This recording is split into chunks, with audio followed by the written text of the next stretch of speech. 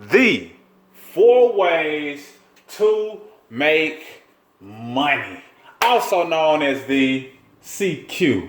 And I fill that in with cash flow quadrants. Hello, you got Mr. and Mrs. Smith. And in this real brief video, what we want to do is just talk to you about the 4 ways to make money. Many people refer to this as the cash flow quadrants. We're going to let you know what goes in each quadrant, the pros and cons to each form of making money, because with everything there are pros, there are cons. And then that way you find out where you belong in the quadrants and which one you prefer. Do you prefer one over the other? Do you prefer to mix and match and do multiple? Let's find out. So, let's give you the initials for each quadrant. The first quadrant, the upper left, stands for E. And we'll fill in what that is. And if you know what it is along watching this video, feel free to type it in the comments. We'll like that. The second quadrant, the lower left, is the S. And if you know what the S represents, let us know. Third quadrant is B, and the fourth quadrant is I. So let's start from the top. E is employee. And many people fall into this category. Many people start off here in terms of making money as an employee. What is an employee? An employee is someone who works a job. An employee is somebody who is employed by someone who has employees or a business owner. So that being said, what are the pros and cons of an employee? All right, so let's start with the cons, okay? One of the cons of being an employee is the limited salary cap. Or I'll just say salary cap, not limited, but just salary cap. Meaning, a lot of the times when you start a job, they tell you what you're going to make for the year. And a lot of times they either won't let you go too far above that, and don't really want you to go too far under that, or guess what? You might get fired. You might get laid off. So there is a salary. You go in as an employee knowing exactly what you'll make for the year. Gotta love it. The other con is no legacy. But I want to rephrase that and say that you don't own it. There's no ownership. Meaning that when you're done working at that job, I don't care if you put in 20 years, I don't care if you put in 30 years, I don't care if you put in 40 years. Ask yourself, at your job, if you currently have one, can you pass down your position to your children? And the answer is absolute no. Just because you were a supervisor or a manager or a CEO of the company does not and will not make them that same position when you leave. So you can't pass it down because there's no ownership, and you can't leave a legacy solely being an employee. Now, let's talk about those pros, shall we? All right. Now, another thing for a con for an employee I wanted to write was time. Okay. Because you are limited on your time. You're working 40 hours or more per week, which means you may miss out on family functions and activities and things of that nature, because you have to be there, 5 days a week, 6 days, 7 days a week, right? And then let's get into some of the pros. Some of the pros of having a job, though, is that the system is already in place.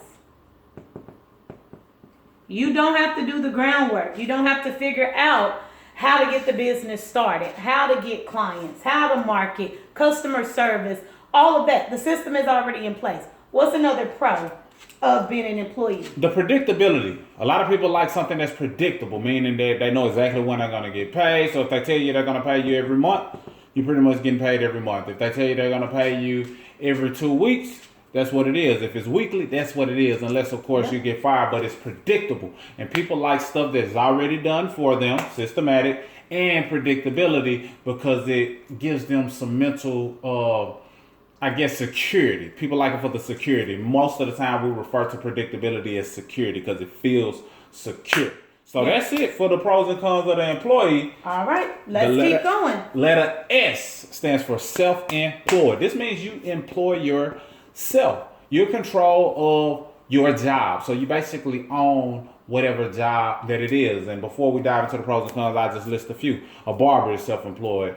A person who's a contractor, a beautician, a massage therapist. If you do just contract work, whether it's working on homes, whether it's doing some form of art, all of those are self-employed positions, and there are a ton of them, and typically they get paid on what's known as a 1099, and they get paid a certain amount, and then they have to pay taxes on the back end. So it's pros and cons to this as well. Let's talk about it. Yes, the first con that I can think of being self-employed is it's only you. Yeah. It's meaning it's all on you. Okay, you are the employee. You handle customer service. You handle the clients. You handle marketing. It's all on you. Now, of course, some things you can hire out, but you are the sole employee. You are the one doing all of the work. I love it. And I just leave that as the only con and get directly into the pros, because even the pros have their limitations. But for one pro, I want to say is it's no salary cap. Like, you're not limited to the amount of work or the amount of money that you can make. However, depending on whatever the job is, you are limited to the amount of work you can do. Prime example, I used to be a massage therapist, and truth be told, yeah, there's no salary cap, but there are only a certain amount of people that I was able to massage throughout the day. It's not like I can massage multiple bodies at one time. So that being said, there's no salary cap, but there are certain restrictions. So you can make as much as you like, depending on the contracts and the things that you have in place. And that is a pro. Many people don't like some type of salary cap or glass ceiling, and self-employed allows that freedom. All right, the next pro for me is freedom and flexibility. Okay? Because being self-employed, you create your own schedule. You determine what you want to participate in. If you want to go to family functions or not, where here, you're on the clock, okay? You're actually, no, you got to block off from 9 to 5 or whatever the case may be. But this one, you're free and you're flexible. Now, you do have to be disciplined when you are self-employed, because again, it's all on you, and you have to keep that thing going round and round because there's no predictability. Got it. And I want to add another pro, but it'll transition into this as well, which is the letter B. So B represents business owner. Business owner. And this is applicable to both business owner and self-employed, and we can't skip it just because we talk about it so often. When you're self-employed, the fact that you set your own schedule and everything rides on you, there also is a pro of having tax deductions. So you have tax benefits by being self-employed, as well as tax benefits for being a business owner. And I know I jumped over the cons in business owner, but we talk a lot about how to minimize your taxes, how to legally pay less in taxes. So I couldn't escape talking about taxes, and I wanted to tie those two together, because taxes is like your biggest bill. A lot of times people think it's the expenses, the utilities, the mortgage. They think that's the biggest bill, the kids. But when you add all of the taxes up that you pay, from the federal, the state, to the city, the local, all of those taxes becomes your biggest bill. And if you don't have a way to strategically, legally minimize, lower them, and use the tax advantages that are available to those who do certain things, then you will lose out on a big part of your wealth. So tax breaks for business owners as well as the self-employed. Yes, so a business owner is somebody who basically have employees. So now you have a team of people. Not only are, you and your family relying on your business, but now you have other people relying on you as well, because those people are looking for a check, and in return, they're keeping that business going round and round. One of the cons of being a business owner, one of the first things that comes to mind is the fact that, again, there's no predictability with business.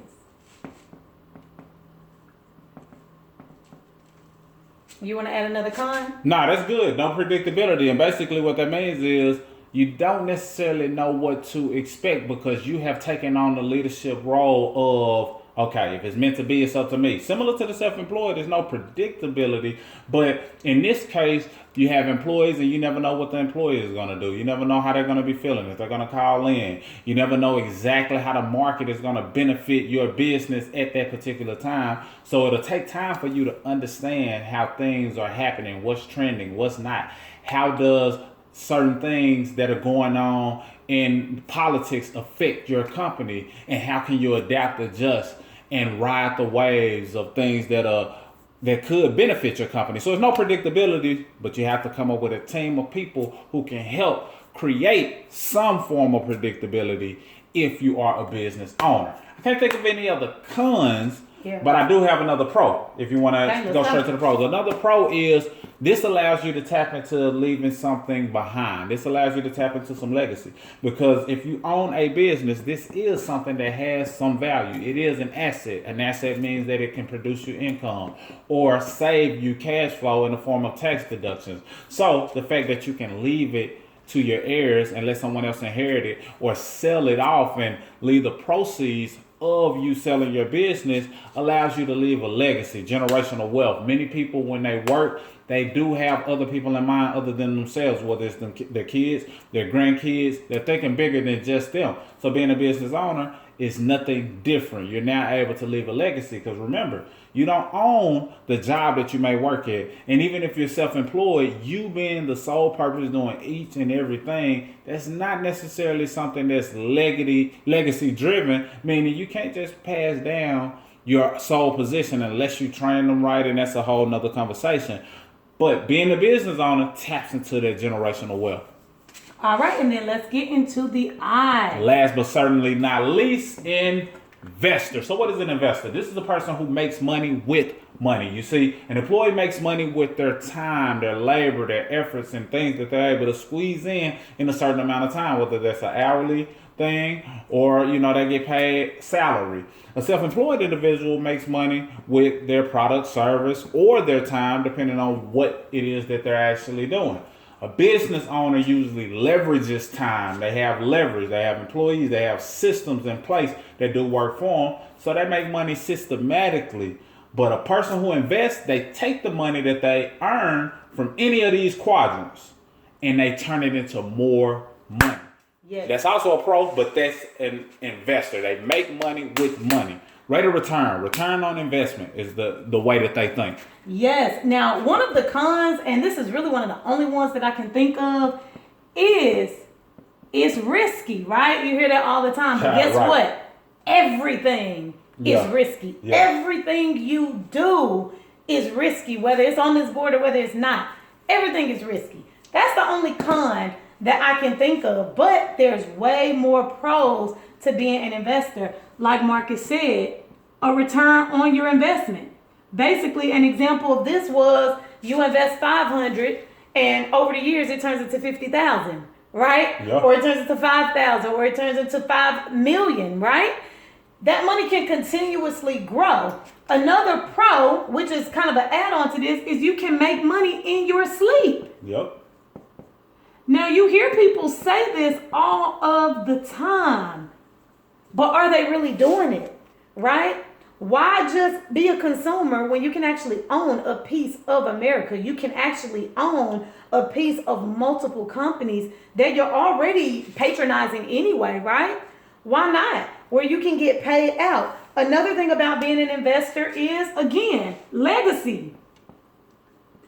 See, when you're investing, you're passing down legacy multiple ways. Same with being a business owner. You're passing down literally something physical, right? A business, money, an inheritance. But then you're also passing down knowledge, okay? Because it's not all about what you're passing down physically. It's also about what have you ingrained inside of your family along your journey. So legacy is definitely a big pro for being an investor. Yes, and this is not a pro, but just something for you to consider. Mm-hmm. No matter what quadrant you currently earn your bulk of your income from, whether you're an employee, self-employed, or a business owner of some kind, you must and should be investing. Why? Because that's money that's being made with money. So if you make a salary from being an employee, I don't care if you have to invest $20 a month, $50 a month, $100 a month. Figure out some amount that you can invest regularly in order to start reaping the benefits of money making money for you. Same with self-employed and business owners. It's all about taking some of the surplus that you have, and if you don't have any surplus, figure out a way to create some surplus, some additional cash flow, and put it into some type of vehicle that allows your money to grow. You want to be doing that because investing can one day replace all of this. And what I mean is if you're working a job and you're investing on a regular basis, you may look up and realize that you've grown a nice nest egg that you can live off of. Like she said, you might be able to turn 5,000 into 500,000, and now you're able to live off of that 500,000 because even though you don't take it out fully, it stays invested, and you're able to live off the dividends. You're able to live off of the capital gains if you pull a certain amount out per year while it stays in there and continues to grow at a rate of return. So investing can one day replace you being self-employed. Yep. One day replace you being a business owner. So now you find yourself living off of your investment, and you can pass it down so they can live off of it for generations to come. Yeah, so shout out to Robert Kiyosaki and the cash flow quadrants that were put into place, you guys. The overall goal is for you to move from the left side of this quadrant over to the right side. This is eventually where you want to end. Now, we know we're going to hear, oh, everybody isn't built to be a business owner, right? Well, guess what? You also don't have to limit yourself to just doing one. See, you can be an employee for 50 years if that's what you want to do, but you should be investing simultaneously to where you have something working for you that can bring in more cash flow and allow you to leave a legacy, because you can't hand this down. You can be a business owner and still invest. Hell, being a business owner altogether is an investment in itself. You're investing in yourself. But you also need something that's going to grow continuously alongside of that, just as well as being self-employed. You can mix that with being an investor. So you should always be here, and you can do multiple things simultaneously. But the overall design of this chart was for you to move from left to right. I love it. And I'm going to just say this in conclusion, in a sense, as it relates to being an employee. A lot of times people may say that they're not equipped or don't feel like they can start a business. But what we always say is an employee is a great place to start because there's a lot of things that you can learn. And if you're an employee, we want you to view it as more than just going to clock in. What can you be learning? How can you treat that like an internship so that you learn the skills and the processes that you may be able to transition into being self-employed? So yeah, you were doing certain duties for this job, but you were able to start your own practice and contract out your work to individuals or companies. And then you went from there to say, you know what, I want to have my own office and hire people out to do this because I know both parts of this business. And you're taking your current knowledge from being an employee, transitioning into being a business owner, all the while you've been investing the whole time. So just view your job as an apprenticeship, not just a place you're clocking in. See what you can learn, gain, and implement, and use all quadrants in your favor. So that's all I got. You got anything else you want to drop on, Queen? Nope, that's it. Mr. and Mrs. Smith. Signing out. Out.